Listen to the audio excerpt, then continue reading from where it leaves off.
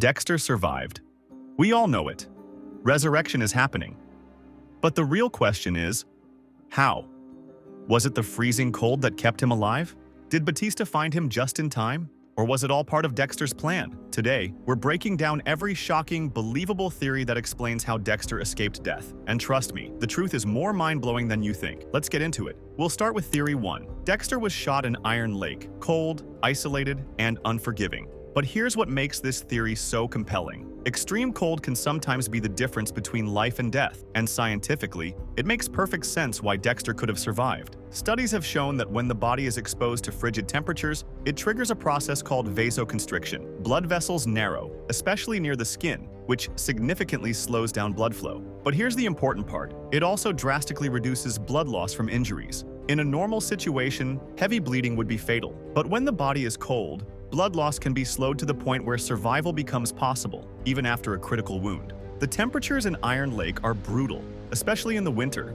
Being exposed to the freezing ground could have triggered his body to enter a state of hypothermic preservation. And hypothermia isn't just about feeling cold. It's a biological response where the body's core temperature drops, the heart rate slows, and metabolic processes decrease. Essentially, the body starts conserving energy to protect vital organs. There have been countless documented cases where people survived catastrophic injuries purely because the cold slowed their bodily functions enough to prevent death. Medical experts even use induced hypothermia in hospitals to prevent brain damage after cardiac arrest. The concept is real and proven. Now, here's why this theory matters. If the extreme cold of Iron Lake slowed Dexter's blood loss, it would have given him precious time he wouldn't have had otherwise. But hypothermia alone wouldn't be enough. It's a delay tactic, not a cure. Dexter would still need immediate medical intervention to survive. The question is, who found him in time? Because if he managed to survive, someone must have acted fast.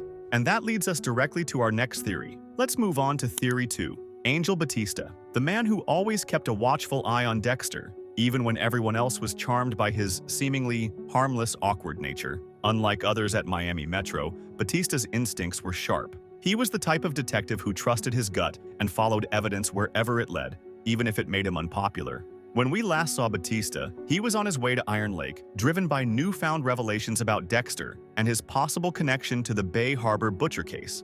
This wasn't just a casual visit. Batista was determined, focused, and motivated by a need to uncover the truth. But what if his arrival in Iron Lake coincided with Dexter's near-death experience? Now, here's where this theory gains credibility. Batista is a seasoned detective. He's trained to observe details others might overlook. If Batista stumbled upon Dexter's body, whether intentionally or by pure coincidence, he would have quickly assessed the situation. A weak pulse, shallow breathing, the cold, slowing Dexter's blood loss. Batista wouldn't have seen a corpse, he would have seen someone clinging to life. And here's the kicker. Batista has first aid training. It's standard for detectives, especially those who've been on the force as long as he has. He would have known exactly what to do to stabilize Dexter. But why would Batista help him? This is where the theory becomes even more intriguing. Batista has always been driven by justice, not revenge. His loyalty to the law has been clear throughout the series. And what better way to finally make Dexter face justice than by saving him first? Think about it. Batista's goal was never to take Dexter down in some reckless, vengeful act. He wanted a full, honest reckoning. A trial, confession, accountability. Then there's Angela and Harrison. Batista knew Angela was emotionally involved, and Harrison was just a teenager, traumatized, confused, and without guidance. If Batista found Dexter, letting him die could have destroyed Angela's career and devastated Harrison beyond repair. Saving Dexter might have been Batista's way of preventing even greater collateral damage. But here's where things take a darker twist. What if Batista's motivation wasn't kindness or even loyalty to Angela or Harrison? What if it was pure determination to make Dexter pay for everything he had done? Batista saving Dexter could have been a calculated decision, a chance to nurse him back to health, not out of mercy, but to ensure he faced the full weight of the law. Imagine Batista hiding Dexter away, keeping him alive just long enough to put him on trial, to finally bring him to justice the right way. And if that's true, then the very person Dexter underestimated might be the one who ultimately seals his fate. But if it wasn't Batista who saved him, then who did, and why? That leads us directly to Theory 3, which is just as compelling and far more personal. We all watched Harrison pull the trigger. But here's the real question. Did we actually see him kill Dexter? Because what happened in those final moments wasn't as clear-cut as it seemed. And if you look at the clues, There's a strong argument to be made that Harrison never intended to end his father's life. Think about Harrison's emotional state throughout New Blood. His entire arc was about struggling with his own darkness, wrestling with violent impulses that seemed inherited from Dexter himself. But as much as Harrison mirrored his father's darkness, he also desperately tried to escape it. Harrison was torn between rejecting his father's twisted teachings and finding some way to reconcile his own urges. Here's where this theory becomes especially convincing. Harrison's final confrontation with Dexter was emotional, heated, and filled with resentment, but also hesitation. For someone supposedly ready to kill his father, Harrison's demeanor lacked the cold, calculated precision that Dexter himself would have displayed. Now, consider this. What if Harrison intentionally aimed for a non-lethal spot? What if the shot he fired was designed to wound Dexter just enough to incapacitate him, but not enough to kill him? It wouldn't be the first time Harrison tried to navigate his moral conflict through compromise. Shooting Dexter in a non-lethal area would have been his way of making a statement, punishing Dexter, rejecting his code, but not fully crossing the line into murder. And the timing? That's crucial. Harrison was aware that Angela was nearby. He knew she would be arriving soon. Shooting Dexter, even superficially, would create the illusion that Harrison had taken justice into his own hands. But in reality, it could have been a calculated move to buy Dexter time. Psychologically, this theory holds weight. Harrison's motivations were always layered, partly vengeful, partly compassionate, and largely confused.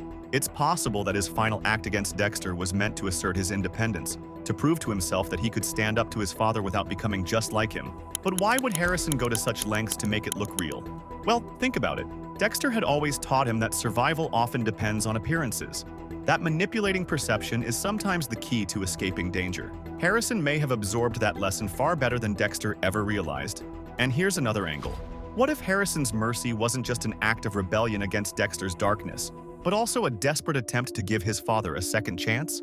A way to prove to himself that he was stronger than Dexter's influence, that he could hold power over his father's fate without resorting to murder.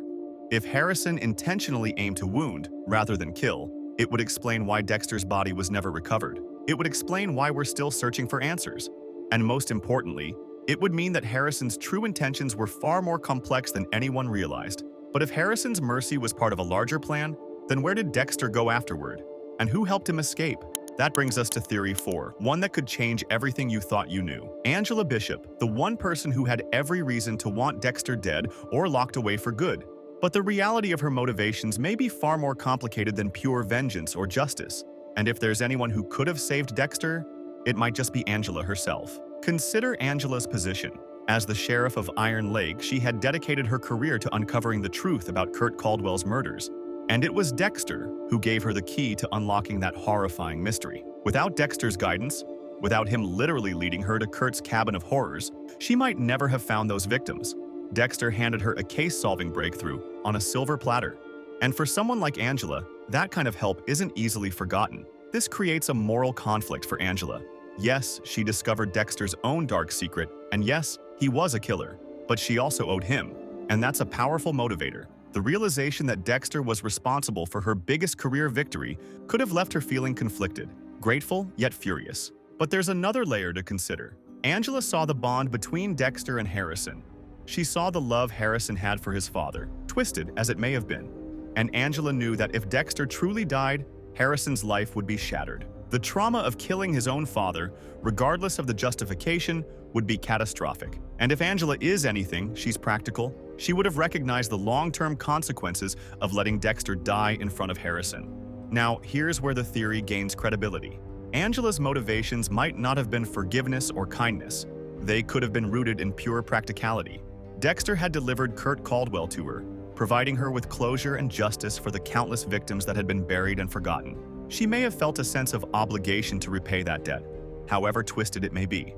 Or perhaps she believed keeping Dexter alive would serve her own interests down the line. Think about it. Angela was already wrestling with her own moral boundaries. To save Dexter wouldn't necessarily be an act of redemption. It could have been a calculated decision, a way to balance the scales.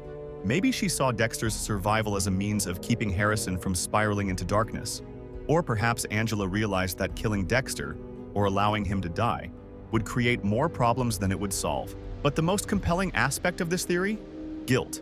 Angela might have felt partially responsible for everything that unfolded. After all, she had been the one to push for the truth. And when that truth came crashing down, it nearly destroyed everyone around her. Allowing Dexter to die could have felt like a failure on her part, a failure to contain the chaos she had unintentionally unleashed. And if Angela did intervene, where would she have taken Dexter?